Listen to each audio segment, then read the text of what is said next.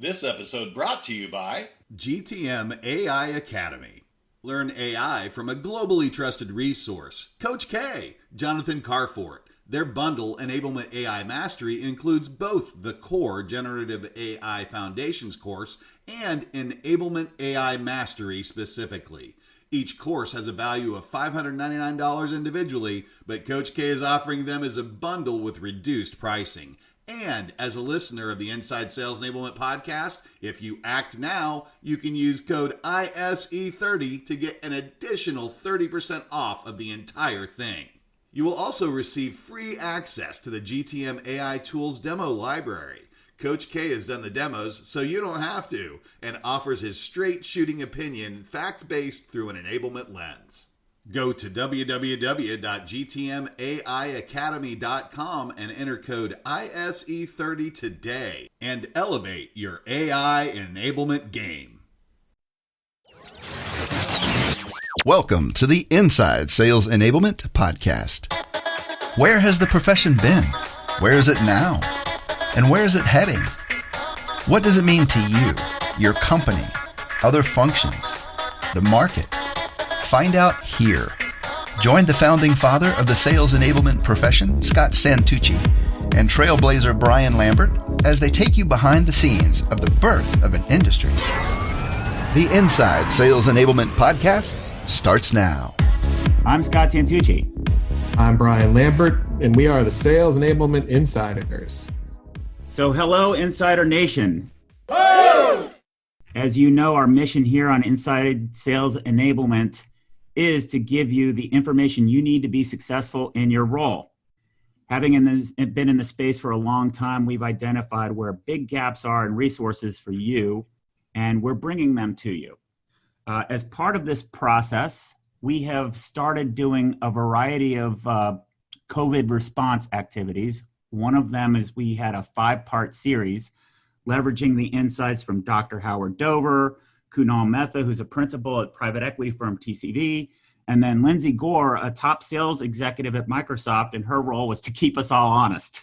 So that was a great series. And coming from that, we had a very interesting conversation about what private equity firms are seeing in their frustrations with sales and marketing in general, and then really what the role of sales enablement is. That, of course, caused Brian and I to get concerned or curious about what the state of sales enablement is, and we launched a study. The study has a variety of different parts. The first part was doing a survey. So we conducted a survey. Our goal was to get 25 responses because our survey was very Q&A oriented, open-ended text. We wanted to get the words from you of what you're seeing in your own words, rather than having you react to what we think the words that you should be reacting to. We wanted to get 24 forms completed in a week. So of course we set the goal at 50. And what did you do, Insider Nation? What did you do? Well, you got 70 responses in 1 week. Today we have over 100 responses, and that wasn't an easy survey if you took it. And if you're listening, you're probably one of the people who did. So that creates a high quality problem. The high quality problem with so much of that information is how the heck are we going to analyze it? And I'll tell you, being a former research director, one of the things that you want to look for is where you put bias in. And when you have data, one of the things to look out for is where is the researcher or the analyst bias coming in? And I didn't want to do that. So I reached out to people who are experts in their fields and asked them for their input. So we've gotten a great response from members of our panelists that we'll talk about here, but great response from over 25 people who are participating in our guest analyst program. That includes the CEO of Seismic and the CEO of SalesHood. If you know Eli, it includes SBI, Sales Benchmark Index is helping us out and giving us input. We're getting feedback from a variety of different sources that maybe you wouldn't think would provide it, and it's amazing how our community is coming together. All of this is leading up to, if you can go to our website, insidese.com, and log in, you can register for our findings meeting that's going to be on May 19th. Do I know what the findings are going to be yet? No, we're still analyzing, so I'm feeling a little bit nervous about that.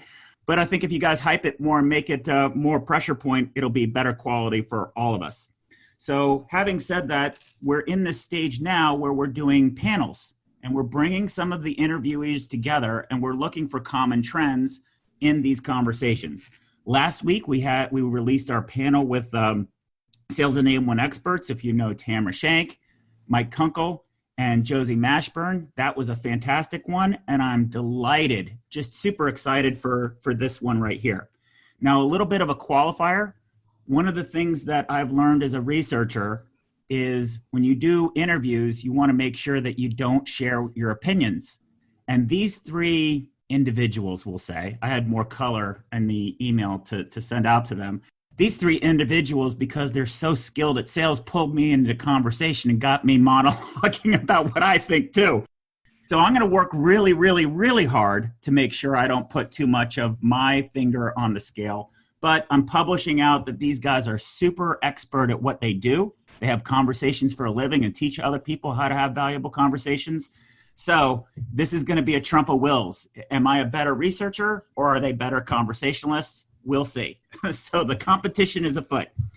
Now, what I'd love to do right now is we're going to introduce our panel. So just to remind everybody of our format, I'm going to go through an introductions part. Then we have 3 sections of conversations to go through. And then Brian is going to take over and wrap up and summarize where we found agreement on. So to start off with, Skip Miller. Skip is the person that I know the most. So Skip has his own sales training and productivity consultancy, and he's had it for many, many years. I'll let him tell you who it is and what they do. But what was interesting is, how did I meet Skip? So Skip and I met each other when he was hired at Forrester while we were building the sales enablement practice to basically provide sales enablement training to our sales force.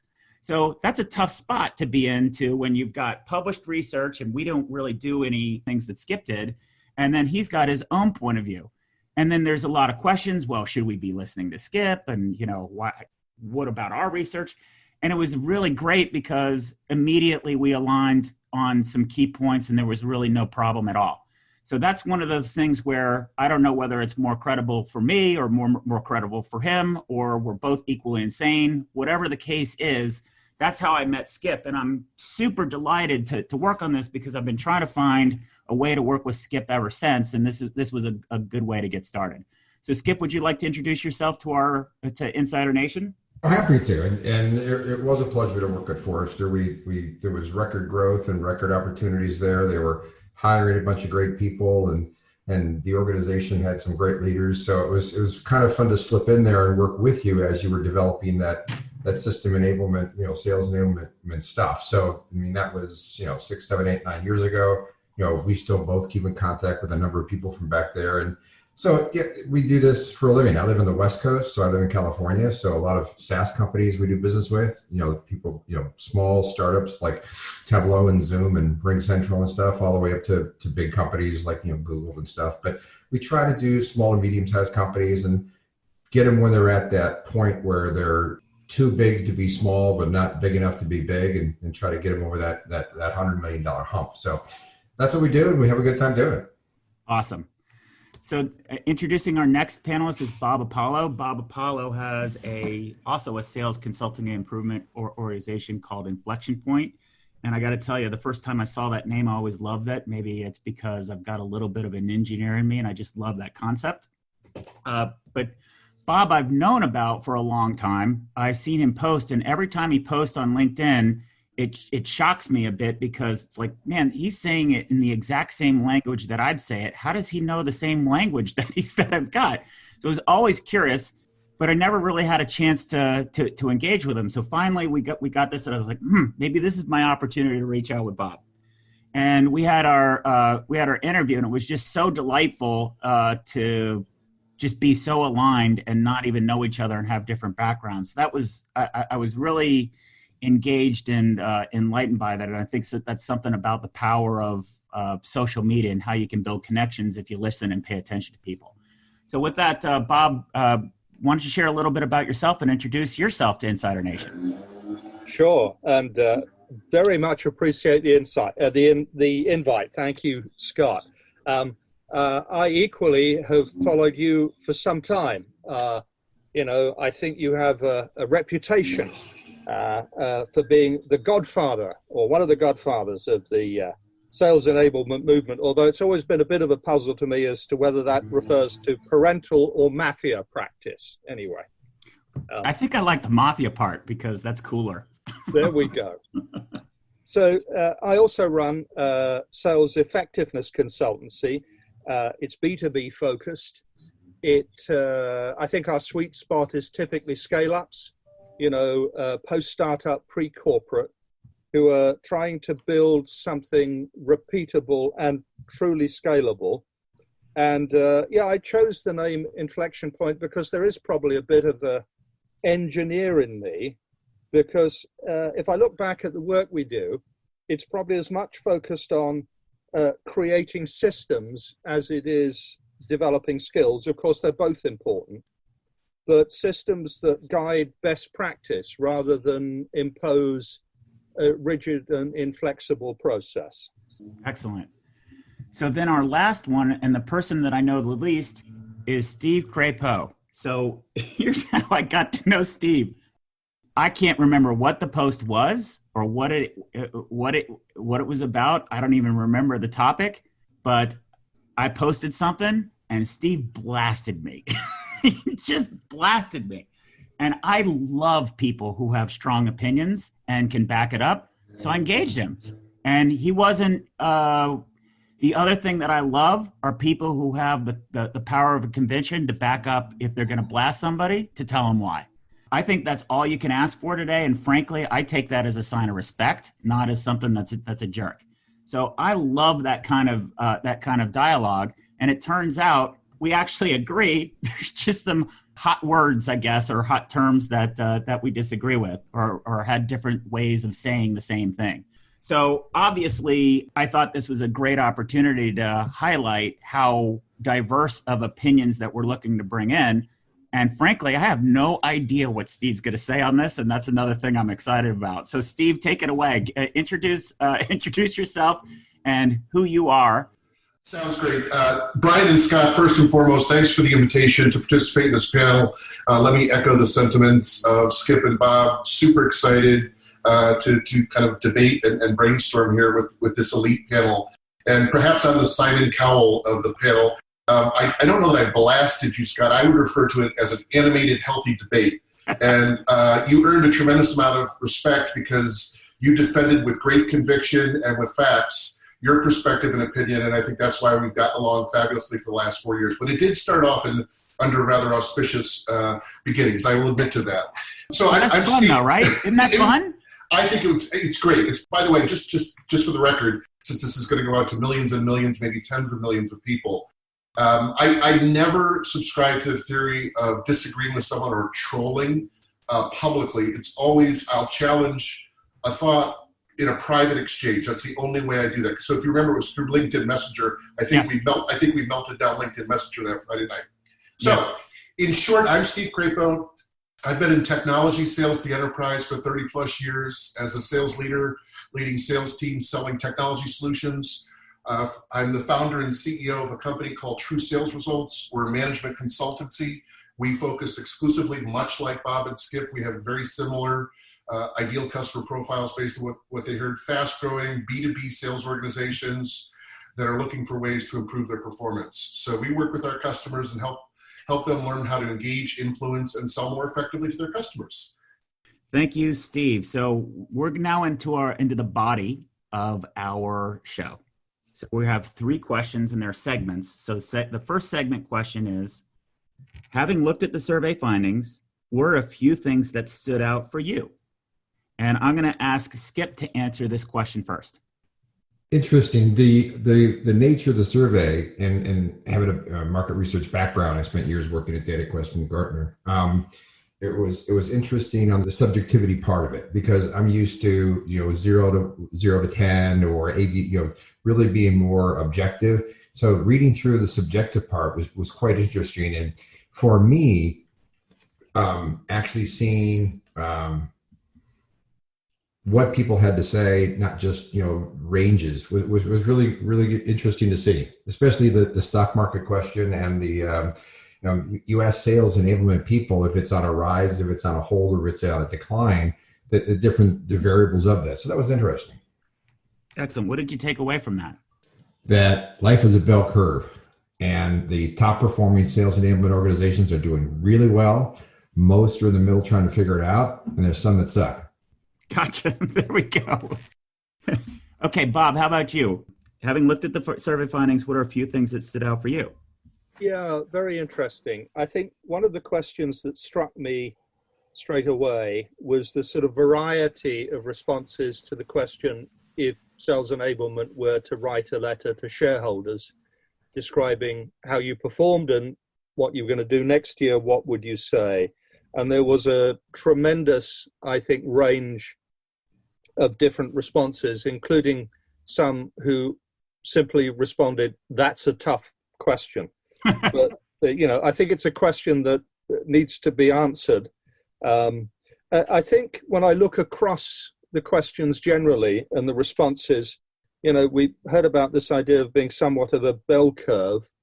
I think at least parts of the community are not yet performing as they and others would wish. I think there's sort of elements of immaturity, maybe even schizophrenia in the community, almost implying that they're still on a bit of a quest for a purpose and yearning for respect.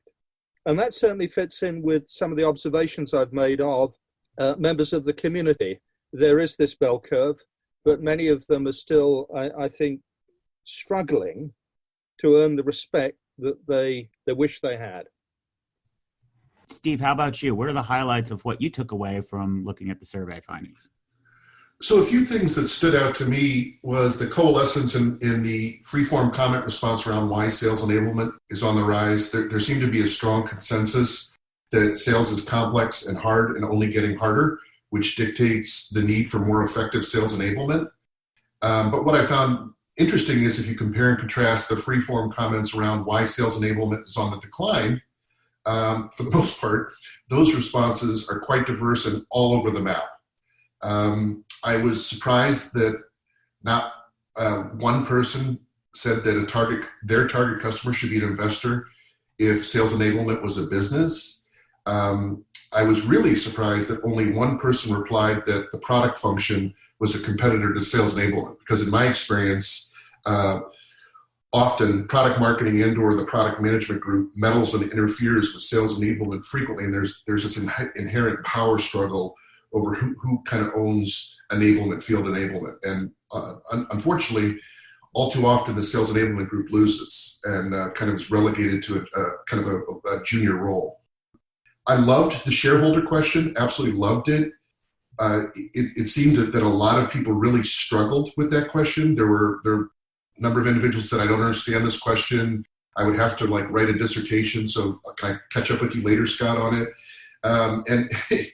But it didn't surprise me, because in my experience, sales enablement, quite frankly, tends to struggle with developing a clear and compelling strategy for the business in the first place.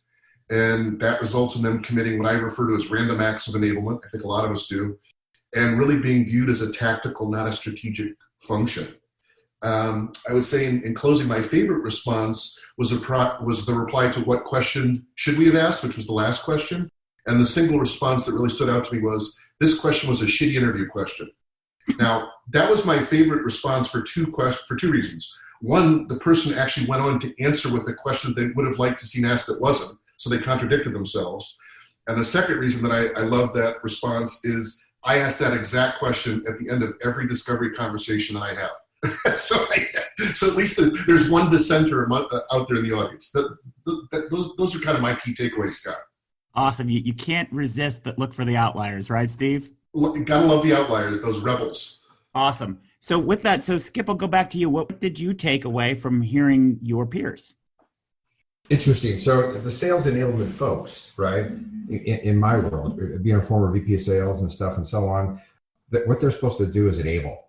And you got in Silicon Valley anywhere from 10 to 60% cost of goods sold regarding sales. I mean, the sales teams are expensive, and low performing ones perform poorly and high performing ones perform very well. And enablement's supposed to enable that resource to maximize its return. I mean, you look at companies like a Zoom who just are on fire, and the product's a good product, and Eric's done a good job there, but that sales team is just on fire. So, what are sales enablement people doing to not let it themselves get beat down by marketing or product marketing? These are people who are supposed to enable that asset to the company to grow farther and not just look at technology to do it. So, it's leadership, it's organization, it's technology. So I took away that these people are thirsty. They're looking for ways to get better at what they're doing, and that's why I think you got such a great response rate on your survey. Interesting insights. Bob, what were your reactions to your peers?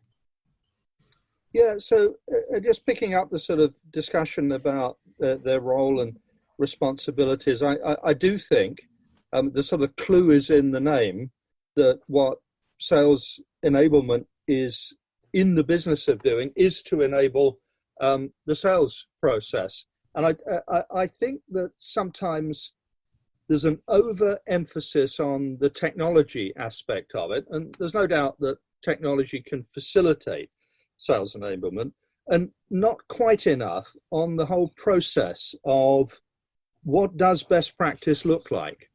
And to the point that we've discussed in previous conversations, actually reaching out to the salespeople who are performing well to try and work out what it is that they've managed to master and help repeat and replicate it.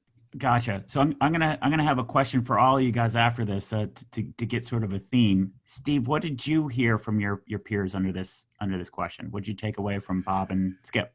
Well, I think we took away very similar insights. We may have used slightly different words to describe kind of what the key takeaways and what we found interesting in the responses. But I think at a 50,000 foot level, it's clear. I know sales enablement is in its nascency.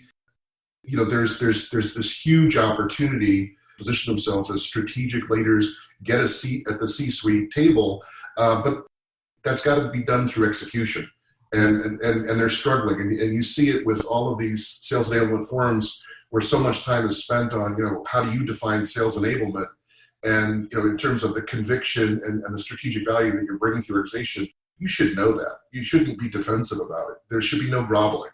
Stand up and lead. And I really think this is a tremendous opportunity right now to do that. So I'm going to jump in, Scott, real quickly and echo what Steve and Bob just said. The latest data that I've seen says, if you're not prospecting like crazy for your third quarter funnel is going to be down the tube. So all the numbers on prospecting are up. People are starting to prospect. They don't like it. They call it outbounding. And the response rates are down. So where's enablement to sit back and take those numbers and sit back and say, okay, guys, it looks like sales knows they got to fill their funnel, but how they're going about it, they're pitching product or their emails suck or they're giving one email every other week and going, I'm prospecting. Where's enablement to kind of help that whole function? I mean, these are perfect times for enablement to step up to the plate and work their way, as Steve just said, to the C-suite. But I mean, get a hold of the problems, because I think enablement's the ones who can see the forest from the trees here. Yeah. So I think there's a theme here that I want to get you guys to react to. I think it's pretty easy for all of us to understand where we're coming from, because I think in general, salespeople speak in terms of relating to past experiences, right? Having been on the hot seat, what it's like to get yelled at by your customer, or having to balance the million things that you got to do today while also making sure you hit the annual number. But there's not a lot of really great vocabulary for that. So when we try to articulate, hey, here's what I need to get help, whether it be enabled or whatever you want to call it, the people who don't have that empathy try to zoom in and put a box around it and say, okay, Skip, I get what you're talking about. You want me to train people to do this thing. Or Steve, I get it. You want me to give you this kind of product brochure, but only have 3 bullet points on it. or Bob, I get it. I'm going to produce a really rigid, scored, carded sales methodology. But because these things don't weave into how people work, they become almost random acts upon themselves. Is that fair? Is that what I'm hearing from you guys? Well, I hate to interrupt again, but I'm interested in enablement doing the pre-work, taking all the data and saying, okay, here's the trends that we see for the second quarter. And the results probably should be 3 bullet points or this, that, or the other. Let's all talk about it. But they got to do some of the upfront work to find out, where they should plant the flag rather than just sit back and be reactive. Well, it seems to me there's a very important role to identify the patterns, the underlying patterns. Exactly right. What's working, what isn't. So give me more on that, Bob. What is a pattern? Like, how would we make a pattern tangible to people who don't know what patterns to look for in the first place? Well, I think one of the things that it's really useful to focus on in identifying patterns is and I'll try and make a straightforward distinction between activities and outcomes. I think there has been a habit, certainly on the marketing side, not sure it's quite as embedded in sales enablement, to measure success in terms of activity levels. But particularly in today's climate, it's incredibly important that we think in terms of outcomes. So what do I mean by an outcome? Well, of course, the ultimate outcome is getting an order from the customer that results in revenue. But there's a bunch of incremental outcomes on that journey that either represent the sales funnel and the pipeline moving forward or going round in circles. The sort of patterns I'm particularly interested in are what are the things and who's doing it that have the effect of achieving better outcomes rather than going round in circles. And if we understand that, if we seek it out, how can we just find a way of kind of bottling it up and making it easy for everybody to do the same thing? Got it. Thank you. There's something that you said there about activities versus outcomes. And Steve, I'll get back to you in a second. Skip, one of the things that we talked about in our interview is if the sales leadership is maybe overly focused on the quarter, maybe that myopic lens, sales enablement needs to be skating out ahead, a few quarters ahead.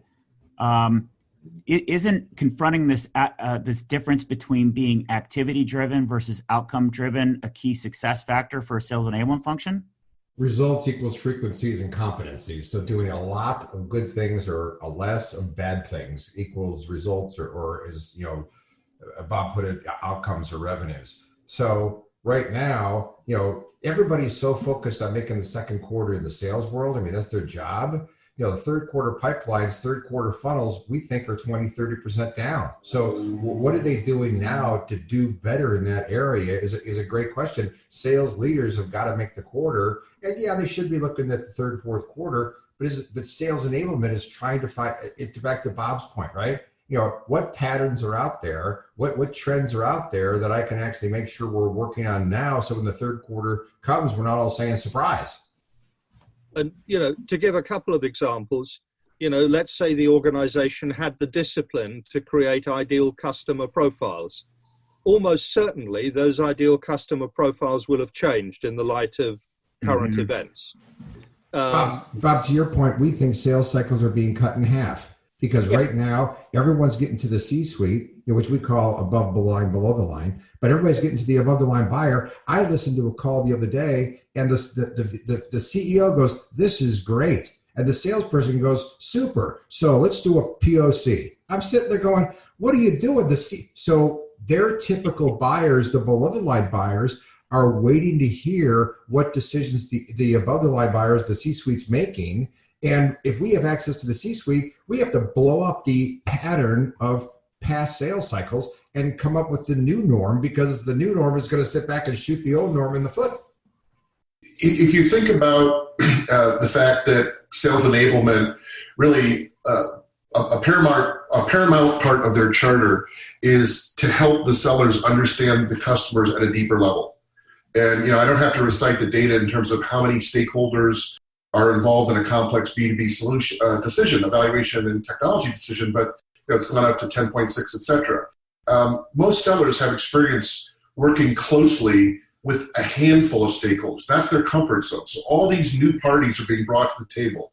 They all have their own agendas, their own priorities, their own individual and kind of functional requirements. So what a sales enablement really should be doing is focusing on providing frameworks and insights into what makes the customers tick, all these different stakeholders, so you can tailor your discovery questions, you can do better discovery, which leads to better sales strategy, which leads to better conversion rates and shorter sales cycles. If you really understand your customer, because it's all about, you think about enterprise selling, selling large ticket technology items to Fortune 1000 companies, it's all around establishing trust. And the seller that's going to win that opportunity is the seller that wins the trust of that group of stakeholders and ultimately earns access to power through the C-suite. And the way that you earn trust and establish credibility faster than your competitors is truly demonstrating to the customer two things. Number one, you understand their world at a much more deeper level than the competitors do that are just selling products and features. Secondly, you're bringing commercial insights to the table. And Bob talked about it. I love the whole, great salespeople sell business outcomes, right? They don't sell features. They don't sell products. Mm-hmm. They don't sell services. Those are things that go on a statement of work and in a contract once you've agreed on the solution to the customer's problem that delivers that commercial insight that they didn't know about that they're striving for. And that's what we're sales enablement. If you really focus on arming your sellers with that knowledge, that depth around the customers, you're going to have a lot more successful customer conversations that are taking place today. Excellent. We're going to move on to our next segment so that we actually get through all this, because I think we can see that there's a lot of pent up insight that our experts want to share, but we need to get through this. And I think we're probably going to invite these guys back for another one if they'll have us. So the next question, I'm going to ask you at first, Bob. The next question is, what was your favorite question in the survey and why? The favorite question? Well, it's a simple one, actually, because I think it speaks volumes. And that was the one. So who is the customer of sales enablement? And I think it was instructive. There were a whole variety of answers in that. And that's almost basic, isn't it?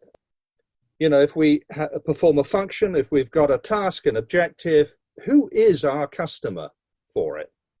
And I think there was better clarity about that. I suspect some of the other issues that we've been discussing would be resolved. So you're hitting on, I love that. I have a saying, sales is simple, simple is hard. A lot of people overlook the fundamentals, I think is what you're saying. And if we were to be more clear on our fundamentals, maybe a lot of things would sort themselves out. And focus on getting the basic things right. Yep. Perhaps be more tactical than strategic, than we might have aspirations to be strategic. But let's earn our corn by really doing the tactical, operational performance improvement stuff well. Excellent. How about you, Steve? So I think I cheated and kind of pre-answered this in the prior question, but I love the letter to the shareholder question. When I first started selling 300 years ago, coming out of the cave, we were selling to the enterprise, and literally we sold the Fortune 1000, and I had to buy one share of stock in each company that was in my territory, my sales territory. They were all Fortune 1000 companies. And I had to read the annual report and look for strategic initiatives. But I always started with the shareholders, the chairman's letter to the shareholder. And, it's usually very concise, but it lays out the strategy. This is what we're going to be focused on. And smart sellers to this day look at the chairman's letter to the shareholder and see, where is their strategic initiative that we can genuinely align to and support and help them do it better and differently than alternative approaches to this. So I love open-ended survey questions, because reading the individual responses, it always you glean insights that you simply will not glean from a multiple choice question answer that's laid out in the percentages. So what it kind of reinforced and validated to me is that looking at the answers is that the sales enablement function, again, struggles with strategy, and as a result gets stuck in a tactical kind of reactive mode, and obviously that's never good. One of my favorite quotes is from Sun Tzu in his writings Captured the Art of War. I love this. If you'll indulge me, the quote goes as follows. Strategy without tactics is the slowest route to victory. Tactics without strategy is the noise before defeat. And I mean, it's profound but simple. And really, what I love about this quote is to be successful as a sales enablement leader and as an ex-VP of sales, you have to have a good strategy and execute the proper tactics to implement that strategy. So you need a balance of good, effective strategy with effective tactics and execution, and that's when you get sales success. Awesome. Great insight, Steve. How about you, Skip? What was your favorite question and why? Well, I think both Bob and Steve said really good stuff there. I mean, tactics without strategy is kind of silly, and you definitely want to know who your customer is. Outside of the, do you think we're on decline, on hold, or an increase? I mean, if a sales enablement professional doesn't know who their customer is, or can't really sit back and define who their customer is, all their work's going to go for naught. I mean, who's your customer, and really get a good definition and clarity around that from all parts of the organization is square one. So, I mean, I first, when I saw the question, thought it was a stupid question. And then you look at the responses and you're like, wow, these people are really torn 17 different ways from Sunday. So it shows where a lot of chaos and confusion is. Yeah, so I didn't get, which was the stupid question, Skip? The one you thought of, I'm sure. No. All of my questions were stupid, obviously, Skip. I thought that. Which in particular was more dumb? I thought it was, who is your customer? Because you're sitting there going, that's an obvious answer. But then you sit there and look at all the answers going, geez, I mean, you got to have some leadership and direction here. Let's go. So that was the one that was crying out for the most help, which was interesting. So one of the things that I took away, so all of you guys are big advocates of being both strategic and tactical, but it's making sure you pick a few tactics that match to your strategy. Do we agree with that? Absolutely. Yeah. 100%. As my old mentor at HP used to say, do a few things well, but you've got to do the right things well. Yep. And that's always the trick, figuring out which is the right thing. That's it. So what's interesting is my experience over 10 years of trying to advocate for strategy is met with a lot of hostility by sales enablement professionals saying, well, I don't have time for that. I don't have time for that. I don't have time for that. So how would you basically, the point is, maybe Skip, being in the role of a head of sales, is very frustrated with something. Skip talks to me as a sales enablement professional in a animated, frustrated state, like all of us in sales have done before. And then I think as the sales enablement professional, think these are the 10 commandments coming right from Skip. And if I don't do these things right now, I'm going to get fired. So I'm just in this tactical storm. So therefore I'm not allowed to be strategic is more the zone that I get.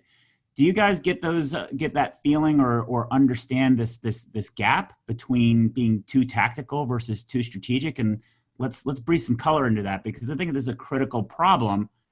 Universally, all of you guys say we need to be strategic and pick the right tactics, yet the overwhelming majority of sales enablement people in the community reject strategy. Yeah, and I think what ends up happening is they sort of apply elastoplast when a surgical procedure is actually required, and get stuck in that loop. I've been on both sides of the table in that exact uncomfortable conversation you're referring to, Scott, where I've been the VP of sales, and then I've been a sales enablement consultant trying to help the sales enablement function, trying to help that chief revenue officer improve selling performance. And I think the key to that blended strategy and tactics that we're talking about, I think there's complete alignment amongst all of us, is that this is where there's an opportunity for a strong sales enablement leader to shine. And by that, I mean they manage up well. Yeah. So, the VP of sales is frustrated because they're getting slammed by the CEO and the board because they didn't make the numbers, not enough reps are hitting quota. It's taking too long to ramp up new reps. We know all the pain points. We know the levers that VPs of sales are constantly frustrated and thinking about how can we do better? How can we materially move the sales needle to the right? And so what I see a strong sales enablement leader capable of doing is managing up. In other words, kind of talking down the chief revenue officer with confidence and calming them down in terms of, look, let's pick one strategic thing per quarter that we're going to work on, and let's start with what we think will improve sales performance the most.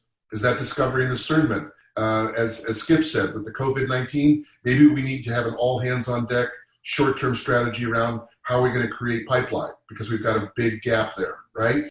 So pick one thing per quarter. And if you think about it, think about the anachronistic sales kickoff meeting where we get everybody together in a central location, Vegas, etc. That may have come to a crashing halt. We may be doing Zoom sales kickoffs for the rest of our respective sales drills. But think about a sales kickoff, how much money these companies are investing.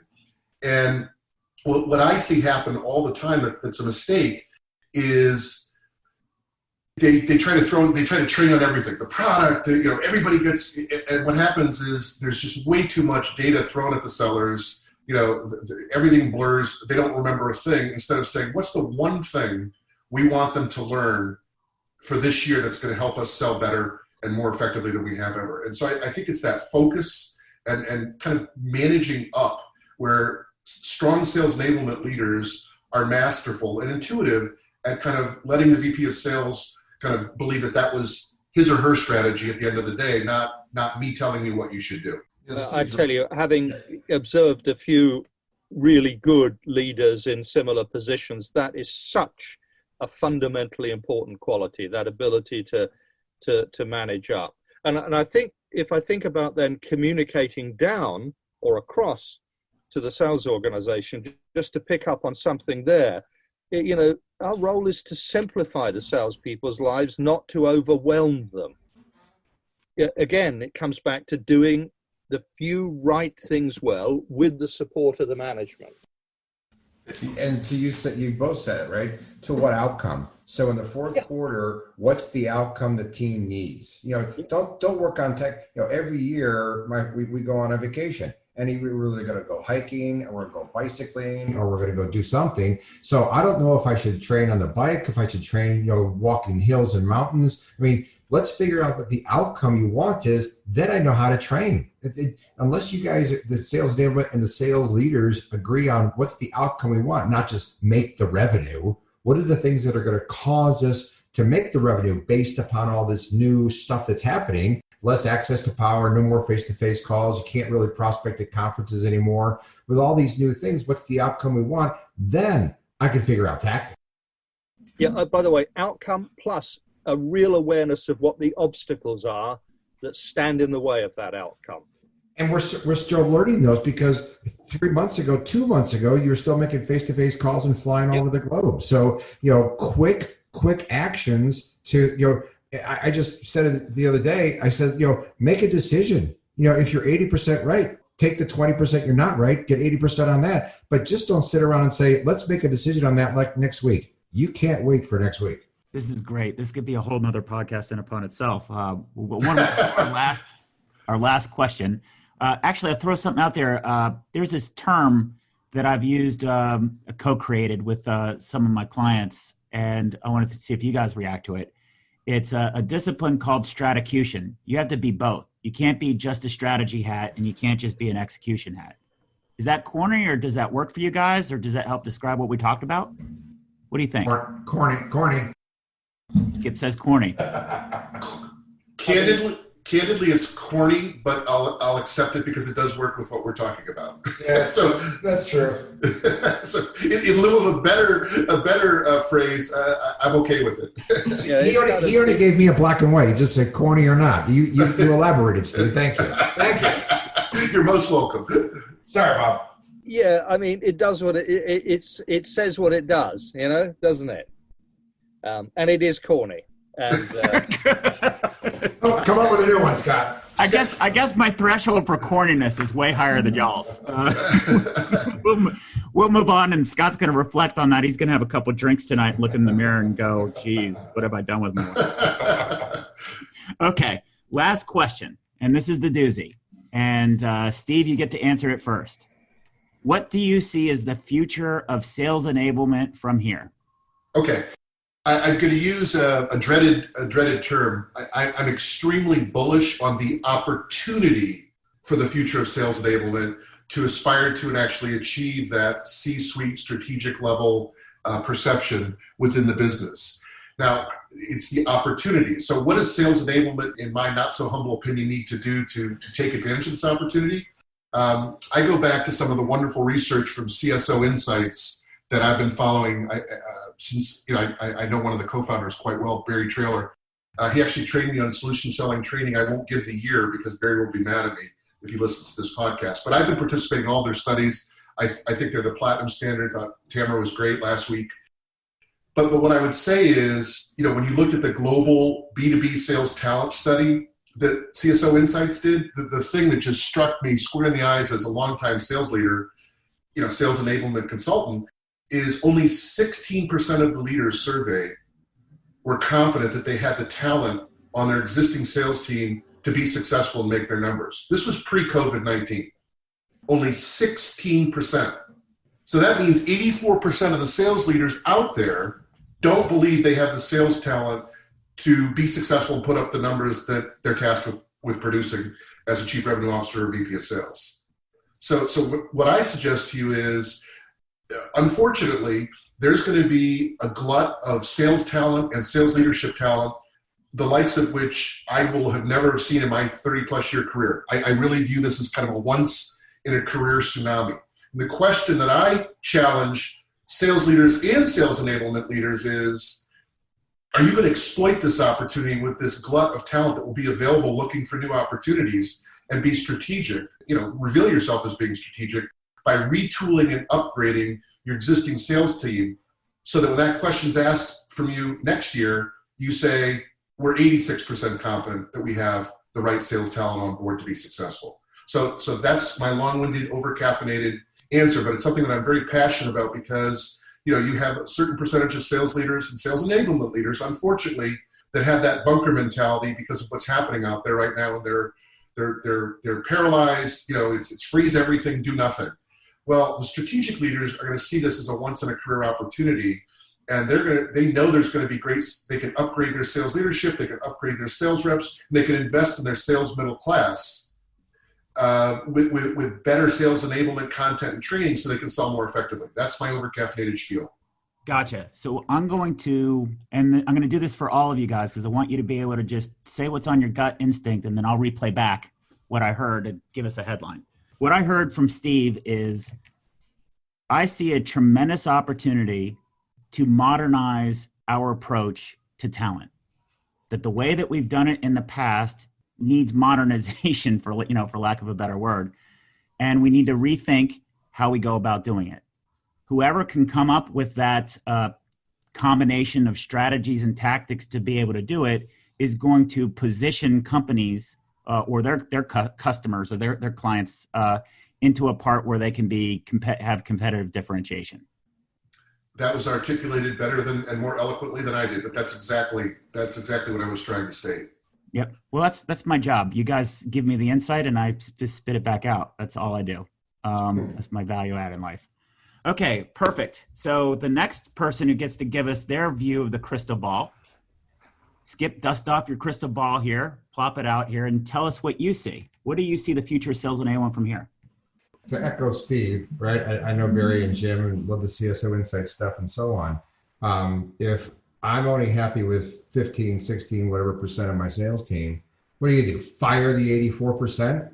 You're an idiot. I mean, you didn't train them well. If you've got that big bell curve of people that you didn't organize, you didn't give them their marching orders, you didn't train them, you didn't put them on a mission, you didn't teach them listening skills and sales cycle control skills, then shoot the sales leader. The sales enablement people should sit back and say, the bell curve is our job to flatten out so that we can get more people that we feel confident can do the right thing. Do you have a sales process? Does everybody follow it? Or is it just a wall chart? I mean, the sales enablement, you just can't sit back and say, I got 60% natural sellers and the rest are terrible. What's the organization doing? And I think sales enablement takes the lead on that. It says, listen, guys, you're not going to do onboarding in 3 days. Okay. That's not going to happen. So, I mean, we got to, it's going to be a battle between the two to make sure that the outcomes for the business is we've got 86% of the people right. So sales enablement's got to take the short-term and the long-term lead here, not just, because if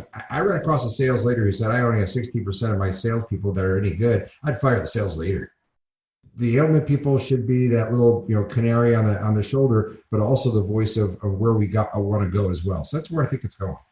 Gotcha. At a grid, not just by, here's the latest, coolest technology to give us data we can feed Salesforce, and then we don't know what to do with it because that's only looking in the rearview mirror anyway. All right. So let me try to put words in your mouth, spit out what doesn't fit. Okay, Skip? So the world according to Skip is that the future of sales enablement is to be analytical and productivity driven. The business value that they offer to sales leaders is managing that bell-shaped curve. The ongoing manufacture of more productive talent in order to drive sales outcomes. Sales is such a huge expense to the business line. Somebody's got to maximize it. You just keep throwing money away. So yes, exactly right, Scott. Awesome. Okay. So the last one, you're our anchor man. Our man from across the pond, Bob Apollo, close us out here. Bring out your crystal ball and tell us what you see as the future of sales enablement. Well, I want to build on what we've just heard, because if it is true, and it seems to be true, that many organizations have something of a sort of 80-20 balance between really competent performers and the rest, I think one of sales enablement's greatest contributions can be to work out how to move the middle. I think in most sales organizations, to pick up the bell curve point, there's a small percentage, 10, 20%, who are outstanding salespeople. I actually believe it's not just raw talent.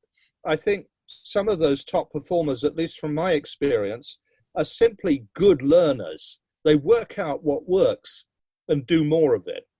They work out what doesn't work and do less of it. And I think sales enablement have got a terrific opportunity to engage in understanding what the replicable positive behaviors of the top performers are, and find ways of progressively introducing the mass middle of the sales organization to tactics, strategies, knowledge, enablement that will allow that middle of the organization to move towards the right of the bell curve. But it requires a genuine curiosity into understanding. So what is it that makes the top performers tick? Where are the things that are replicable as opposed to just raw talent? And how can you take your A players and make them A plus too? I mean, that's a huge gem in the diamond field too. Well, I think if you do work out those patterns, there does seem to be an effect that the A players can get even better, because some of what you're doing is to eliminate the obstacles that are, they've managed to work around. But if you could take those obstacles away completely, they'd be even better.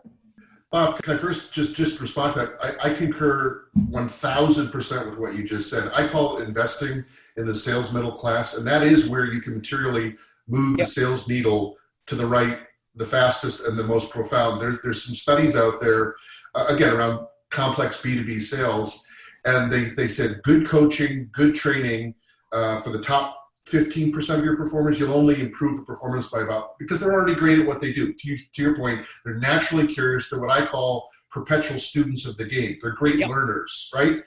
And they never satiate that thirst and quest for more knowledge about how to sell more effectively and obviously how to maximize their commissions. That's what makes them great.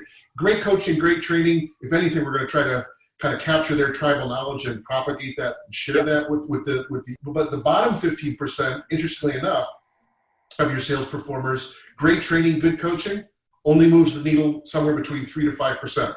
That's a personnel issue, right? But here's this beautiful thing called that middle 60%, right? And if you think of the sheer numbers, the quota involved, what good coaching and good training can do when you focus on that middle class, truly focus and commit to helping them get better at selling, you can move the needle as high as 20, 22%. So it makes a material difference on your performance. Imagine if sales enablement saw part of their role as first level sales management enablement. You know, the coaching skills, the disciplines, the tactics and techniques that would equip them to do that sort of coaching. I mean, that kind of feels to me like it'll move the needle as well. The good organizations that I've been associated with, they're sales enablement people. They have a number of them that came from first line manager are not coming into enablement. So Yep. Fully agree. Okay. So thanks a lot, guys. You've made my job of summarizing Bob's statements almost impossible. So I'm going to really try.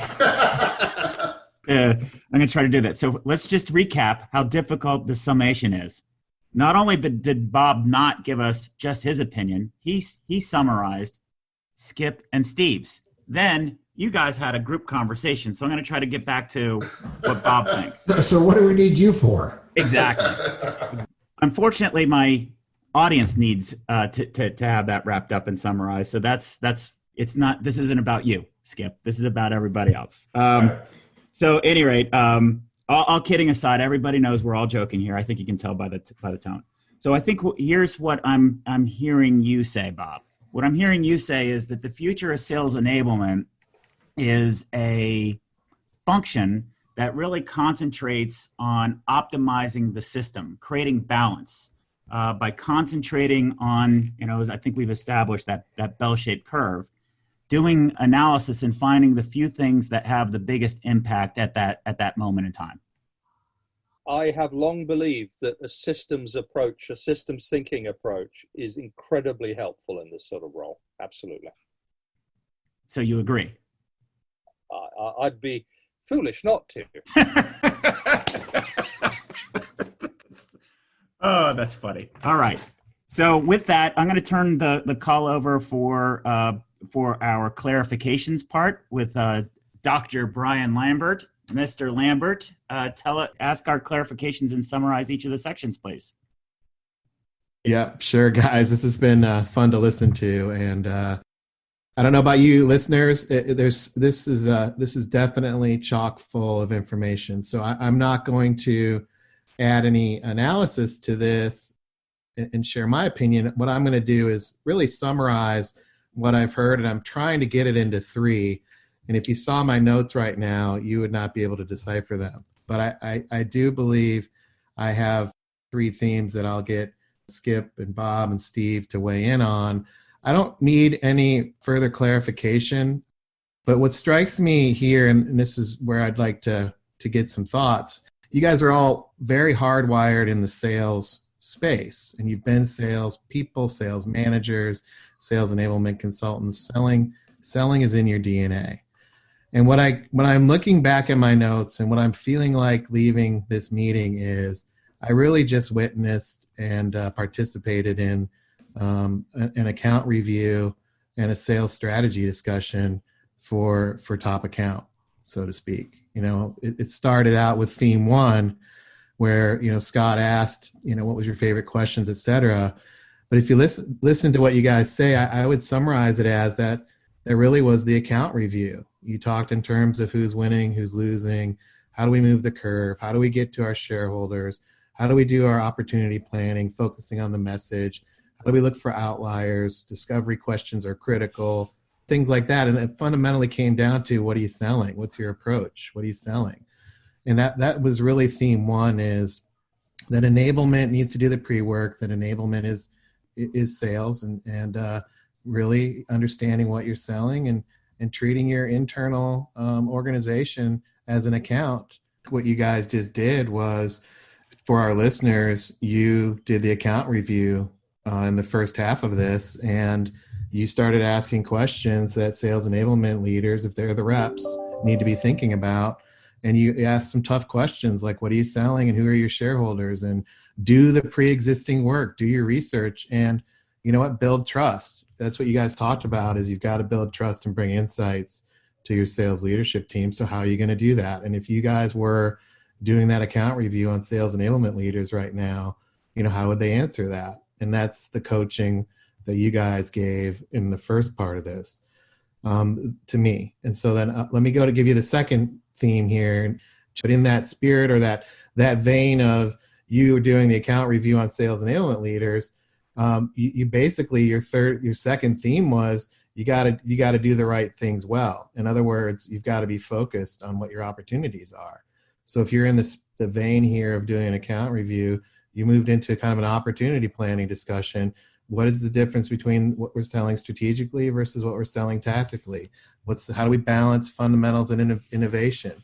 And how do we work towards the outcome? How do you not provide just Band-Aids to people that need surgery? It was one of the examples that Bob gave. Or, Skip, you had talked about what new discussions need to be required in order to position, sales enablement being helpful. This is again, back in my sales days, what my sales leadership would do with me to say, look, are you looking around every corner and are you turning over every rock? And I think you did that just naturally because of your sales lenses. But the real litmus test of this is, if you have done the work and you have done the research in part one, are you able to go to your customer, pretend sales leadership's the customer here, and say, I have the plan, here's my recommendation, I've synthesized what's going on, I see some patterns, and here's what we need to do. And having that confidence and having that clarity, as opposed to, hey boss, what do you want me to do? And I think that was what Skip and Steve, you guys were riffing on. So that all comes back to having that confidence, understanding how you're going to pursue opportunities. And then interestingly enough, the pep talk at the end. I've been in a lot of sales meetings, sales reviews, and first one, what's your sales strategy or your account strategy? Second one, what are you selling and how are you going to do it? And then the third one is, well, based on everything we've said, the opportunities out there, man, what are you doing? Only 16% of leaders have the talent they need. That's an 84% opportunity, says sales manager Steve. Get out there. Look at all this opportunity that's out there. Kind of get your stuff together and put a plan together and sell it, right? This career tsunami is upon us. It's like nothing we've ever seen, Skip said. You've got to be analytic and productive. You got to focus on 80-20. This is the sales manager pep talk to sales enablement to me at the end. So I felt like I was back in my day in a sales meeting going, what's your account? What are you selling? Let's talk about this. Are you thinking this stuff through? And then, they all slap on the back type of thing, or the high five going, look at the opportunity. You can get that new house you wanted if you do this right. So that's what it felt like to me. And it ended with flattening the curve. I like that. Given the time we are on, Skip said that sales enablement leaders should flatten the curve, but it's the productivity curve of talent. And then you guys talked about when you do these things right, just like in sales, when you do these things right, and you're able to establish these relationships, you're able to clarify what you're selling, you're able to be positive and paint a picture about what's possible, then you can tackle bigger things. And that's where this, systems conversation came in. So to me, it felt very much like a sales call. So I went ahead and went through all three of them so you guys could see what I was tracking. But I used to have a plaque on my desk that said, besides revenue, what do you want to talk to me about? Yeah. So I need a sales enablement leader who's going to be a partner with me to make sure that we have the same outcome and visions, and the potholes that they see are different than the potholes I see, rather than I'm waiting for instructions from on high to tell me what to do. So I think you said it very, very well. Yeah. It kind of seems to me, if we are aligned around that critical outcome, then where are the obstacles that are stopping us getting there? And how can we, with the sales team, eliminate those obstacles? And I do think that sales enablement should think of themselves as not just facilitating the salespeople, but the sales managers. And that's at least as important. Great, thanks. So we're going to wrap up with, we're going to ask each of our participants, what's one thing that they learned from today? So we'll start with you, Skip. What's one thing that you learned? That Bob and Steve are pretty smart people. No, I was just constantly nodding my head when they were saying what they were saying. The best enablement people are the ones who are proactive, walk side by side with the sales leaders, act as first line managers, act as coaches, and sees the obstacle, sees the objectives, and the obstacles in front, and they come at how to overcome those obstacles potentially in a different way than sales management does. So it was a very good discussion on, creating a new second half of the year vision for sales enablement. Excellent. Bob, what did you learn today? I think firstly it was reassuring that when you set the scene at the start of this, that, we've got such common perspectives on both the issue, but also the fact that the issue can be solved with the right focus, with the right discipline, and to pick up a word that was used just a few moments ago, with the right clarity. There is clear opportunity and hope for sales enablement to emerge from this with a stronger reputation if they do those things well. Wow, that was great. Steve. So let me echo Skip's sentiment. I'm from Massachusetts. I went to college in Boston. I lived in Boston for 12 years. And we have an expression, us Bostonians. I would refer to Bob and Skip as wicked smart if we were in Boston talking about these two. What was really refreshing for me and enlightening for me is they brought some perspectives to the table that I thought were extremely interesting. I think there was definitely a lot of commonality in the way that we view the world and the respective lenses that we're bringing to the table. And I was just comforted, like Bob just mentioned, and reassured that, there are some really smart people out there that are seeing the problems. Not that they have to see it the same way that I am, but also seeing, offering up solutions to this opportunity. Not just kind of struggling and feeling paralyzed like the deer in the headlights in terms of, well, what do we do? There is a clear strategy and path to success for sales enablement leaders. It was just great hearing from Bob and Skip kind of their experiences and their thoughts. It was very reaffirming for me. Excellent. So with that, we're going to wrap up the show. So Insider Nation, I think we got the theme here is at least we're smart enough on this show to bring wicked smart people together. Please stay tuned and watch out for more panelists. So this is our second panelist review, moving up towards our webinar where we're going to present the findings. Please, if you haven't done so already, go to www.insidese.com and register for that webinar. You're not going to want to miss it. We're going to try to put this information into slides that you can share. Having conversations about things, one thing, putting slides in front of CEOs is something completely different. How do we take the insights that are shared by a lot of different people and put them into a structured format that you can show on a slide to be able to have a conversation, to get permission to do these things? That's a topic altogether. So with that, I thank you so much, Skip, Bob, and Steve. You guys were a fantastic panel. This was very exciting to me. And Insider Nation, please stay tuned and download more podcasts and stay tuned. If you get a chance, if you're in the Bay Area or out there in the UK, please look up either Skip, Bob, or Steve to look for help. Maybe it sounds like a lot of them can really help you with developing a sales coaching program and moving the middle. Please reach out and take advantage of their resources. Thank you very much. And with that, we're a wrap. Thanks for joining us. To become an insider and amplify your journey, make sure you've subscribed to our show. If you have an idea for what Scott and Brian can cover in a future podcast or have a story to share, please email them at engage@insidese.com. You can also connect with them online by going to insidese.com, following them on Twitter, or sending them a LinkedIn request.